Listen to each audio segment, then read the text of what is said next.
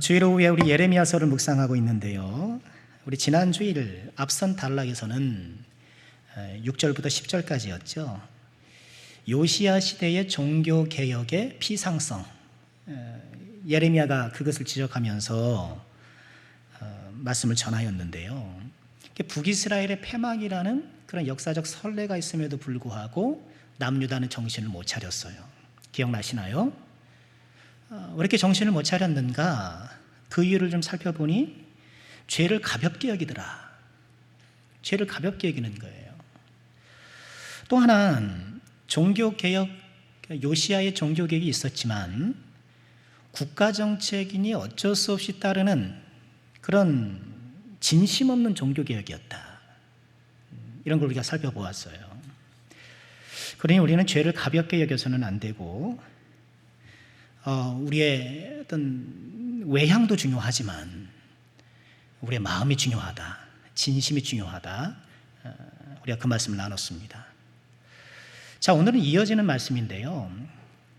11절에서 이렇게 남유다가 북이스라엘의 선례를 보고도 정신을 못 차렸기 때문에 11절에서 하나님께서 이렇게 작은 결론을 내리세요.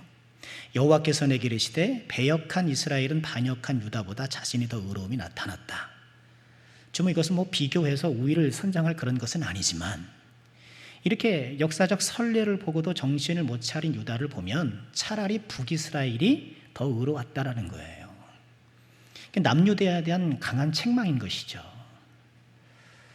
그렇죠. 그러니까 유다는 이런 분명한 경고, 역사적 사례가 있었음에도 불구하고 하나님께 돌아오지 않았으니 북이스라엘보다 더 나쁘다는 평을 받아도 할 말이 없는 것이죠. 자, 이런 책망 이후에 하나님께서는 책망으로 끝나지 아니하고 12절에 보면 예레미야에게 이렇게 말하라고 얘기합니다. 너는 가서 북을 향하여 이 말을 선포하여라. 여호와께서 이르시되 배역한 이스라엘아 돌아오라. 하나님께서 이제 드디어 돌아오라고, 지금까지는 이스라엘이 또는 유다가 지었던 죄를 지적하고 책망하시는데 포인트가 있었다면 이제 돌아오라고 권면하시는 거예요. 12절에 북을 향하여라고 이런 말씀은 우선 북이스라엘을 대상으로 한 것으로 보여지고요. 그러나 이어지는 말씀을 쭉 보면 다만 북이스라엘뿐만 아니라 남유다를 포함한 온 이스라엘이 주님 앞에 돌아오도록 그렇게 촉구하는 말씀이에요. 이스라엘아 돌아와라. 그러니까 하나님의 요구는 간단해요. 돌아오라는 거예요. 돌아오라. 본래 3장을 우리가 시작하면서 하나님께 돌아오는 것이 좀 불가한 것처럼 느껴지기도 했어요. 우리 1절 보면 3장 1절에 보면 우리가 살펴보았던 말씀이잖아요. 어떤 그 관습을 예로 듭니까? 첫 남편에게 이혼당한 여인이 이렇게 다른 사람하고 재혼했다가 근데 재혼한 사람이 죽거나 거기서 이혼을 당하면 첫 남편에게 갈 수 있어요? 없어요?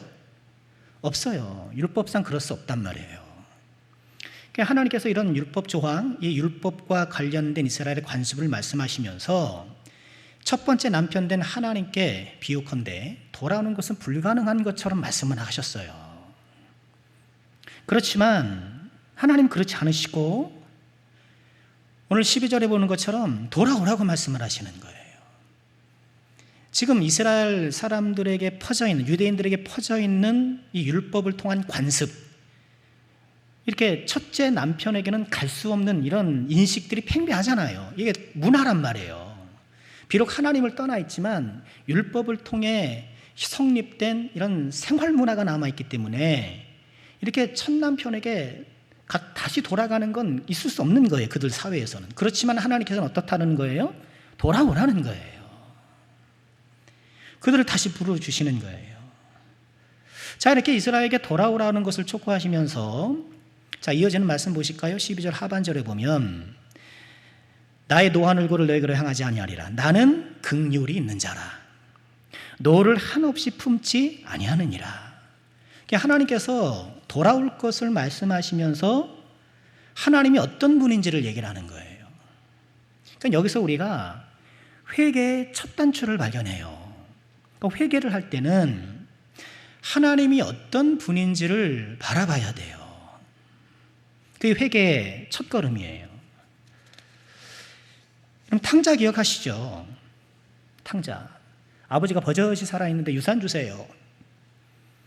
유산 받아서 좀 좋은 데 있으면 얼마나 좋겠습니까? 근데 가서 뭐 해요? 허랑방탕. 엉뚱한 일로 다 날려버리는 거예요. 상거지가 되었죠. 이랬던 탕자가 아버지께 돌아올 수 있었던 결정적 계기가 무엇일까요? 누가복음 15장 17절에는 이렇게 전해요. 이에 스스로 탕자가 스스로 돌이켜 이르되 내 아버지에게는 양식이 풍족한 품꾼이 얼마나 많은가. 이렇게 거지 중에 상거지가 되어서 쫄딱 망한 탕자가 뭘 생각한 거예요? 아버지 집의 풍성함. 품꾼조차도 풍족하게 사는 아버지 집의 풍성함, 아버지의 너그러움을 본 거예요. 그걸 보고 마음을 돌이켰던 거예요. 그러니까 회개의 첫 단추는 하나님이 어떤 분인지를 묵상해야 돼요. 하나님이 얼마나 너그러운 분인가, 하나님의 사랑이 얼마나 풍성한가.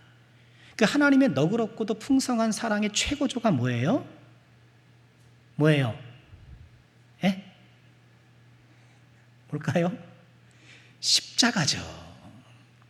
십자가 구원의 은혜죠. 이게 하나님의 사랑의 최고조 아닙니까? 절정이죠. 그러니 우리가 죄악 가운데 빠졌을 때에, 그리고 회개하겠다라고 생각할 때에 뭘 바라봐야 돼요? 하나님이 나를 얼마나 사랑하셨는가. 예수님이 십자가에서 얼마나 큰 고통을 당하며 나를 위해 죽으셨던가. 나를 위해서 살을 찢기시고 피를 쏟으셨던 그 사랑을 묵상할 때 그 사랑에 감동하여 나의 죄를 후회하게 되고 나의 생각을 돌이키게 되고, 회개의 첫 단추예요. 하나님께서 지금 이스라엘 백성들에게 돌아오라고 말씀하시면서 하나님이 얼마나 긍휼이 많은가. 노를 한없이 품지 아니하시니. 영원하신 하나님이잖아요. 그러니까 하나님은 모든 것이 영원해요. 하나님 지식이 영원하죠. 우린 자꾸 까먹잖아요. 안 까먹어요? 그때는 알았다가도 시간 지나면 어떻게 해요? 까먹어요. 우리의 지식은 영원하지가 않단 말이죠. 그러니까 하나님의 지식은 영원해요. 그러니까 하나님은 하나님이 갖고 있는 모든 것들이 영원해요. 그런데 이 영원하신 하나님이 뭘 영원히 갖지 않겠다라는 거예요? 노를 영원히 갖지 않겠다라는 거예요. 나는 영원히 화를 내지 않을 것이다. 영원히 화를 내는 사람이 아니다. 화를 내는 그 하나님이 아니다. 라고 말씀을 하시는 거예요. 여기서 잠깐, 하나님도 영원히 화를 품지 않으시는데, 아니 유한한 우리가, 영원한 하나님이 화를 영원히 품지 않았는데 유한한 우리가 왜 화를 평생 품습니까? 그렇죠? 영원하신 하나님도 화를 다 털어버리시고 풀어버리시는데 왜 유한한 우리는 크게 화를 못 풀어가지고 몇 날을 몇 달을 몇 년을 그렇게 끙끙끙끙거리면서 하냐는 거예요. 이제 연말이 다가오잖아요. 좀 2021년에 둘 거는 두고 가시길 바랍니다. 두고 가시고 또 기도하시면서 털 건 털고 홀가분하게 2022년을 출발했으면 좋겠습니다. 자, 하나님께서 이미 베풀어 주신 풍성한 십자가의 사랑을 기억할 때에, 그 아낌없는 사랑을 기억할 때 우리가 하나님 앞에 돌아가게 되는 것이고요. 자, 13절 보실까요? 이어지는 13절 보시면, 너는 오직 내 죄를 자복하라. 이는 내 하나님 여호와를 배반하고 내 길로 달려 이방인들에게로 나아가 모든 푸른 나무 아래로 가서 내 목소리를 듣지 아니었음이라. 여호와의 말씀이니라. 회개의 첫 단추가 하나님의 긍휼과 노를 품지 않는 그 너그러움을 묵상하는 거라면, 두 번째 단추는 죄를 자복하는 거예요. 나에게 돌아와라. 내가 얼마나 긍휼이 많은지를 다시 한번 기억해라. 그리고 너의 죄를 자복해라. 그 회개의 첫 단추, 두 번째 단추, 이런 회개의 단계가 탕자에게 그대로 나타나요. 역시 탕자도 보면 누가복음 15장 21절에 보면 아버지에게 가서 탕자가 어떻게 고백해요? 아들이 이르되 아버지, 내가 하늘과 아버지께 죄를 지었사오니 이제는 지금부터는 아버지 아들이라 일컬음을 감당하지 못하겠습니다. 자복하는 거예요. 얼랑뚱땅 아버지 저 왔어요 해가지고 그냥 얼렁들렁 얼렁들렁 이렇게 들어가는 게 아니란 말이에요. 하나님, 제가 잘못했습니다. 용서해 주십시오. 분명하게 내 죄를 자복하고 용서를 구하는 이런 과정이 필요한 거예요. 하나님께서 우리가 죄 지은 걸 몰라요? 아시죠? 모르세요? 아시잖아요. 그리고 내가 그 죄 때문에 괴로워하고 마음이 상해 있는다고 한다면 아셔요, 모르셔요? 아셔요. 그렇지만 어떻게 하라는 거예요? 야, 내가 아니까 그래 됐어 하고 덮고 넘어가시는 게 아니고 어떻게 해요? 회개하게 하시는 거예요.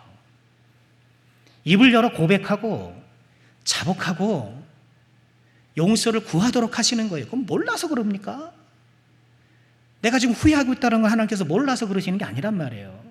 그렇게 해야 나에게 복이 되고 그 회개가 나에게 온전한 것으로 남아있기 때문인 거예요. 뭘 회개하라고 말씀하시나요? 이방인들에게 나아가 푸른 나무 아래 가서 내 목소리 듣지 않는 것, 구체적으로. 그러니까 하나님께 회개할 때는 구체적으로 회개해야 돼요. 하나님 아시죠? 용서해 주세요. 이게 아니고요. 내가 하나님 앞에 뭘 잘못했는가, 하나님께 뭐가 부족했는가를 조목조목 내가 아는 범위 내에서 하나님 앞에 용서를 해야 돼요. 하나님, 제가 이렇게 말을 잘못했습니다. 하나님, 제가 이렇게 생각을 잘못했습니다. 하나님, 생각은 좋았는데 제가 용기가 없고 실천력이 없어서 미처 약속을 지키지 못했습니다. 조목조목 회개해야 되는 거예요. 이런 진심 어린 회개는 인간관계 속에서도 마찬가지죠. 그러니까 인간관계 속의 회개를 우리는 화해라고 부르잖아요.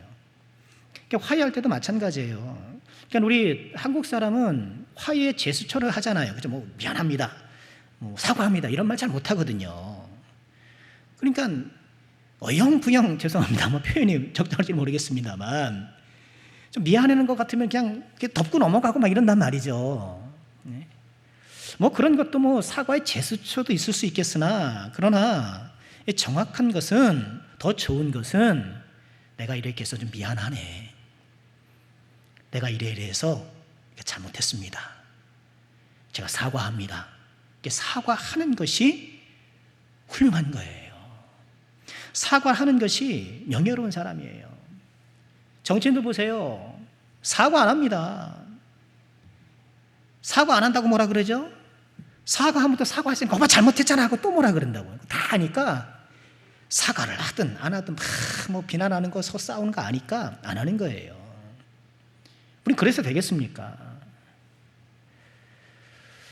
자, 하나님께서는 이스라엘에게 돌아오라, 하나님이 얼마나 너그러운 분인가, 그리고 죄를 자복하면서 하나님께 돌아오라고 말씀을 하시는데, 이렇게 돌아온 자들에게, 이스라엘에게 하나님께서 어떤 은혜를 베풀어 주시는가? 14절 말씀 보실까요? 여호와의 말씀이니라, 배역한 자식들아 돌아오라, 나는 너의 남편임이라. 거기까지 보겠습니다. 하나님께 돌아온 자에게 주시는 하나님의 첫 번째 은총은 관계의 복원이에요. 나는 너의 남편이니라. 나는 너의 남편이니라. 내가 너와 언약 관계에 있는 언약 대상자다 하면서 지금 집을 나가고 영적 간음으로 지금 이렇게 남편 곁을 떠났던 이 이스라엘을 다시 불러서 내가 너의 남편이다 하면서 관계를 복원하시는 거예요. 근데 이거 비유라는 것을 기억해야 되겠죠? 신랑 대신 예수께서 다시 오실 때, 여러분 그 찬양 부를 때 우리 특별히 여성도님들 오해하면 안 되겠죠? 예수님이 신랑이면 신부는 누구예요? 저요? 뭐가 저예요? 그런 분은 안 계시겠지만 간혹 그런 분이 있을 수도 있겠어요. 그죠? 이놈의 남편은 맨날 나한테 뭐라 그러지, 한 번도 친절한 말 안 해주지, 이 신랑 대신 예수님이 나의 신랑 이러면서 이성적으로 그렇게 좀 이해하는 그런 분 안 계시죠? 예수님 우리의 신랑이고 신부는 뭐예요? 나 개인이 아니고 교회가 신부예요. 교회가 신부. 혹시 만에 하나, 십만에 하나 그런 오해 없으시기를 바라고요. 하나님께 돌아오는 자에게처럼 관계를 회복시켜 주시는 거예요. 관계를 복원시켜 주시는 거예요. 돌아오는 자에게 주시는 두 번째 은총이 무엇인가요? 15절 보실까요? 자, 함께 읽겠습니다. 내가 또 내 마음에 합한 목자들을 너희에게 주리니 그들이 지식과 명철로 너희를 양육하리라. 두 번째 은총은 내 마음에 합한 목자를 주겠다는 거예요. 지금 이스라엘이 돌아오면, 유다 백성들이 돌아오면 남편과 아내의 관계, 이런 메타포죠. 이런 관계가, 언약 관계가 다시 한번 복원될 것이며 내 마음에 합한 목자를 너에게 주겠다는 거예요. 왜 목자를 주겠다 그러실까요? 지금 이스라엘과 유다가 하나님을 떠났던 여러 이유 가운데 하나는 그들에게 신실한 목자가 없었기 때문이에요. 그들에게 목자적인 역할을 감당하도록 세웠던 사람들이, 왕도 그렇고 제사장도 그렇고 선지자도 그렇고, 이 목자적인 위치에 있던 사람들이 완전히 망가졌고 이들이 제 역할을 하지 못했기 때문인 거거든요. 그래도 왕이 좀 제도적으로 왕의 권력을 이용해서 하나님을 섬겨야지, 안식일 지켜야지, 또는 유월절 지켜야지, 뭐 이렇게 왕의 권력을 이용해서, 권세를 이용해서 이렇게 붙들어 주거나, 제사장들이 이러니 저러니 해도 제사를 잘 드리고 그리고 본연의 역할들을 잘 감당했으면, 선지자들이 거짓 영에 현혹되지 아니하고 평안하다 이렇게 헛된 이야기를 할 것이 아니라 하나님께서 주신 말씀에 사로잡혀서 말씀을 양육했다면, 전했다면 이스라엘과 유다가 이렇게 하나님을 떠나지 않았을 것이라는 거예요. 하나님께서 돌아온 이스라엘 백성들에게, 유다 백성들에게 마음에 합한 목자를 주리라고 말씀하시면서 그 목자가 어떻게 하시나요? 다시 15절 보실까요? 그들이 지식과 명철로 너희를 양육할 것이다.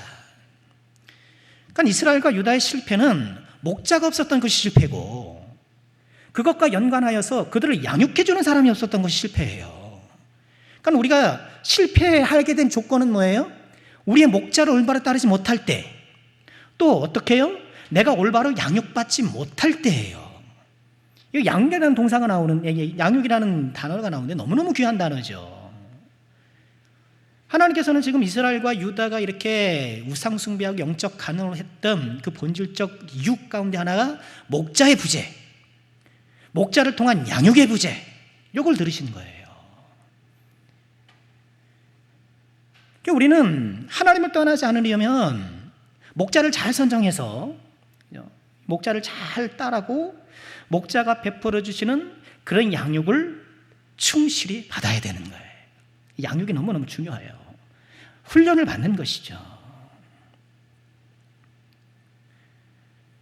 양육하는 게 뭔가요? 양육. 양육하다라는 이 동사는 히브리어로 라라는 동사인데 기본적인 의미가 먹이는 거예요. 영어 번역 보면 다 feed 아마 이렇게 번역이 됐을 거예요.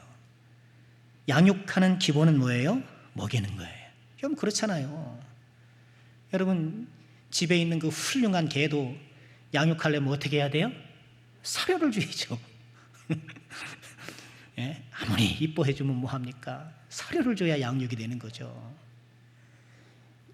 먹는 게 중요한 거예요. 목자가 주는 꼴을 잘 먹고 소화시키고 그거를 에너지화해서 손과 발끝을 사용하는 것, 이게 양육을 잘 받는 첫걸음인 거예요. 그러니까 우리가 예수 안에서 양육받을 때, 하나님으로부터 우리가 양육받을 때 우리가 해야 할 일은 뭘까? 내가 양육을 잘 받고 싶어. 그럼 어떻게 해야 돼요? 말씀에 대해 귀와 마음이 열려 있어야 돼요. 우선 그게 있어야 돼요. 목자가 하나님께서 주시는 말씀을 우선은 입을 열려 받아야 되는 거예요. 그러니까 말씀의 입맛을 잃어버리면, 말씀이 안 들리고 말씀이 내 마음에 앉혀지지 않으면 변화될 수 없고 성장할 수 없고 양육할 수가 없어요. 그러니까 지금 내 말씀에 이런 입맛을 방해하는 게 무엇인지를 점검해 보세요. 내가 뭐 때문에 지금 말씀이 안 들리나? 내가 뭐 때문에 이게 말씀이 안 들리나? 그게 저 때문일 수도 있죠. 그렇죠? 말씀을 대연하는, 그래서 목사가 너무너무 중요한 거예요. 여러분 저를 위해서 기도해 주시기를 다시 한번 부탁드립니다. 말씀을 준비할 때마다 그런 부담이 있어요. 이 하나님의 말씀이 얼마나 깊고 아름답고 오묘하고 소중합니까? 그런데 설교자가 이거를 설교한다라고 그렇게 하면서 그걸 제대로 이걸 좀 하나님의 그 말씀의 아름다움을 올바로 이렇게 흘려보내야 되는데 지혜가 없고 입술이 둔하여서 또 표현이 어눌해서 미처 하나님의 그 말씀을 다 드러내지 못하는 것은 아닐까. 그래서 주일 새벽 되면 늘 기도를 하나님 저에게 좀 지혜 주셔서 하나님 말씀의 오묘함과 아름다움을 올바로 드러내게 해주세요. 왜냐면 설교의 표현도 중요하지만 또 제 인격적인 삶도 중요할 것 아닙니까? 아니, 목사님 말만 잘해 뭐 이러면 안 될 거 아니에요. 또 그것 때문에 사실 말씀을 잘 못 받는 경우가 교회들 보면 그렇잖아요. 뭐 틀린 말해서 그렇습니까? 뭐 엉뚱한 소리를 해서 그렇습니까? 아, 목사님 평소 보니까 왜 그래? 그러니까 목사님 평소에 뭐가 좀 이렇게 그 감동이 안 되면 말씀이 안 들어오는 거죠. 그럼 어떻게 해야 돼요? 목사도 열심히 하나님 앞에서 갈고 닦아야 되지만 그럼 어떻게 해야 돼요? 너그러운 마음을 가지실 필요가 있어요. 죄인이니까 부족하니까 하나님 주시는 너그러운 마음으로 품어야 본인이 좋은 거예요. 그래야 본인이 말씀을 듣고 건강할 수 있는 거예요. 자, 하나님께서 이처럼 돌아오는 백성들에게 관계의 복원. 두 번째는 뭐예요? 마음이 합한 목자. 그런데 이 마음이 합한 목자가 행하는 일들을 또 설명해 주세요. 16절 보실까요? 여호와의 말씀이니라 너희가 이 땅에서 번성하여 많아질 때에는 사람들이 여호와의 언약궤를 다시는 말하지 아니할 것이요 생각하지 아니할 것이요 기억하지 아니할 것이요 찾지 아니할 것이요 다시는 만들지 아니할 것이다. 여호와께 하나님의 마음이 합한 목자가 양육을 하면, 지식과 명철로 양육을 하면 뭐가 필요 없어진다는 거예요? 여호와의 언약궤가 필요 없어진다는 거예요.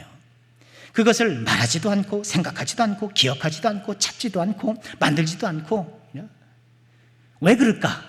우선 이 여호와의 언약궤라는 게 뭐겠습니까? 이것이 제육법이거든요.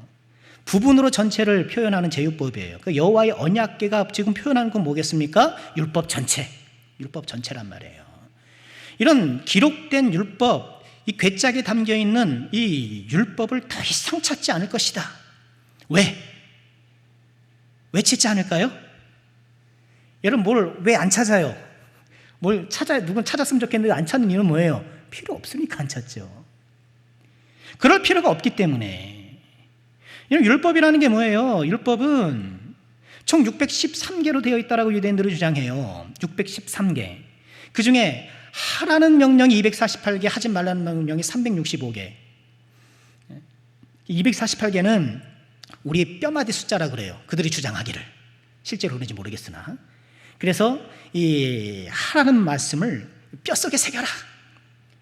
365개의 금지된 말씀 뭔가? 1년 360일 이 말씀을 잊지 말고 살아라. 그래서 총 율법은 248개, 365개, 도합 613개라는 거예요. 유대인 랍비들은 그렇게 율법을 분석했어요. 즉, 이 여호와의 언약궤가 필요 없다라는 말씀은 이렇게 무엇을 하라, 이런 사람의 행동을 규제하고 통제하는 이런 방식이 더 이상 불필요하라는 거예요. 율법은 그런 게 있잖아요. 속 사람의 진정한 돌이킴 없이 몇몇 행위를 통제하고 규제하는 것만으로는 진정한 변화가 일어날 수 없는 거예요. 요시아의 종교개혁이 그랬잖아요. 국가정책으로 유월절 지키라 그러고 국가정책으로 이런 건 저런 하라 그래도 안 통하는 거예요. 반짝반짝하고 마는 거예요. 마음에 진정한 돌이킴이 없으니까, 마음의 변화가 없으니까. 여호와의 언약궤를 더 이상 기억할 필요가 없다라고 하는 말씀은 이제 하나님께서 하나님의 마음에 합한 목자를 통해 지혜와 명철로 양육함을 통하여서 이런 하지 말라 하라 말라 이런 행동 규제가 아니라 그 마음의 변화를 일으키는 이런 사역을 통하여서 이런 규제가 아닌 진실한 돌이킴을 통해서 주의 말씀에 순종하게 되기 때문에, 그러니까 예레미야는 그걸 바라보고 있어요. 아직 예레미야 3장이라 이런 하나님의 계획이 분명하게 드러나고 있지는 않지만 예레미야를 읽어가면 갈수록 그것이 분명해져요. 예레미야 31장 33절에 보면 하나님께서 이렇게 바라보셔요. 그러나 그날 후에 내가 이스라엘 집과 맺을 언약은 이러하니 곧 내가 나의 법을 그들 속에 두며 그들의 마음에 기록하여 나는 그들의 하나님이 되고 그들은 내 백성이 될 것이라. 말씀을 어디에다 둔다라는 거예요? 언약궤에다 써가지고 돌판에 새겨가지고 언약궤에 모셔두고 그거를 통해서 행동을 통제하고 이런 것이 아니라 우리 마음에 새겨서 우리의 마음을 변화시켜서 진정한 순종이 나오도록 하겠다라는 거예요. 누가 그것을 그 역할을 한다는 거예요. 하나님의 마음에 합한 목자가 그것을 한다는 거예요. 또 이 목자를 통해서 어떤 일이 일어날 거예요? 17절 보실까요? 그때 예루살렘이 그들에게 여호와의 보좌를 거름이 되며 모든 백성이 그리로 모일 것이다. 하나님의 마음에 합한 목자가 지식과 명철로 양육함을 통하여서 더 이상 언약궤 같은 것은 필요 없을 것이요, 뿐만 아니라 이 세상의 모든 백성들이, 이방인을 포함한 모든 열방들이 하나님의 보좌 앞으로 모여들 거라는 거예요. 세계 선교의 전망이 여기에 있는 것이죠. 또 여호와의 마음에 합한 목자를 통해서 어떤 일이 일어나는가? 18절 보실까요? 그때 유다 족속이 이스라엘 족속과 동행하여 북에서부터 나와서 내가 너희 조상들에게 기업으로 땅에 그들이 함께 이르리라. 유다 족속과 이스라엘 족속이 동행하고 남유다와 북이스라엘이 서로 동행한다. 화해하고 연합해서 함께 간다라는 거예요. 그래서 이 말씀이 북이스라엘만 돌아오는 말씀이 아니요, 남유다도 마찬가지로 부르시는 말씀이라는 거예요. 마음의 합한 목자를 통하여서 하나님께서 이루시는 것 뭐예요? 지금 반목해서 유다 족속과 이스라엘 백성들이 역사적으로 보면 서로 전쟁까지도 했단 말이죠. 우리 남과 북이 전쟁을 했던 것처럼 전쟁까지 불사할 만큼 때로는 이렇게 사이가 막 안 좋았어요. 그러나 이 여호와의 마음에 합한 목자의 사역을 통하여서 그들 가운데 화해가 일어나고, 다만 화해로 끝나는 것이 아니라 연합하게 되고, 이렇게 화해하고 연합하는 것을 구약 용어로 뭐라 그러죠? 여러분, 구약 단어로 샬로 끝나고 시작하고 롬으로 끝나는데 뭐라 그러죠? 샬롬이라 그래요. 신약에서는 뭐라 그러죠? 화평이라 그래요. 평화라고도 하고 에이레네라고 해요. 에이레네는 사전적 의미가 그래요. 이 에이레네를 정리하면 적대 관계에 있는 두 당사자가 적대 관계를 해소하고 함께 번영하는 것, 이게 에이레네예요. 그러니까 하나님과 내가 에이레네 한다, 평화한다는 것은 하나님과의 적대 관계가 해소되는 거예요. 적대 관계가 해소되는 것으로 끝나는 것이 아니라, 그죠? 그걸 통해 어떻게 해요? 연합해서 함께 번영하는 거예요. 이게 에이레네고 구약용어로는 샬롬인 거예요. 여호와의 마음에 합한 목자가 이 에이레네를 이루는 거예요. 남유다와 북이스라엘 가운데에, 또 우리 가운데에 이 평화 에이레네 샬롬을 이루실 것이다, 그렇게 말씀을 하는 거예요. 자, 그럼 여기서 중요한 게 있죠. 이 여호와의 목자의 정체가 누구냐? 여호와의 목자, 여호와의 마음에 합한 이 목자의 정체가 누구겠습니까? 누구겠어요? 말씀해 보시면 좋겠습니다. 누구실까요? 예수님이시죠. 궁극적으로 예수님이시죠. 우리 예수님이 우리 안에 역사하실 때 어떤 일이 일어나는 거예요? 이렇게 에이레네의 역사가 일어나고 우리를 양육해 주셔서 우리 마음의 변화를 일으키시고, 그리고 온 백성이 하나님 앞에 모이도록 하시고 우리가 화해하고 연합해서 나아가도록 하시는 것이죠. 그런데 말씀 좀 다시 한번 보실까요? 15절에 보면 이런 말씀이 있어요. 이 15절을 다시 보시면, 내가 또 내 마음에 합한 목자, 그 다음 뭐예요? 들, 복수예요. 목자, 들. 목자, 들, 복수란 말이에요. 그럼 누굴까요? 목자 단수라고 한다면 그분이 예수님이에요. 그럼 목자들이라고 하면 누구겠습니까? 이 예수님과 함께하는 신실한 제자들인 거죠. 바로 저와 여러분, 우리 모두예요. 우리 모두예요. 내 마음에 합한 목자를 일으키셔서 그 목자를 통하여서 양육하게 하시고, 마음을 변화시켜 진심으로 순종하게 하시고, 또 모든 백성을 모으시고 화해하고 연합하게 하시는 것, 우리가 그 목자라는 거 기억하시고요. 그리고 우리가 어떻게 해야 될까요? 우리가 먼저 마음이 합한 목자 그리스도로부터 이 은혜를 받아야 돼요. 이 양육을 받아야 돼요. 그리스도와 더불어서 하나님 마음에 합한 목자 공동체가 되어서 주님의 귀한 사역을 감당하는 우리 모두가 될 수 있기를 주님의 이름으로 축원합니다.